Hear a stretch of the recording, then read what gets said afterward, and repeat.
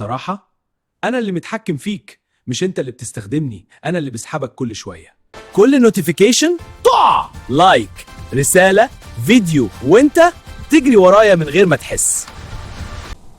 أنا بسرق تركيزك، 5 دقايق بقوا ساعة، ولا عارف تبدأ ولا تخلص حاجة.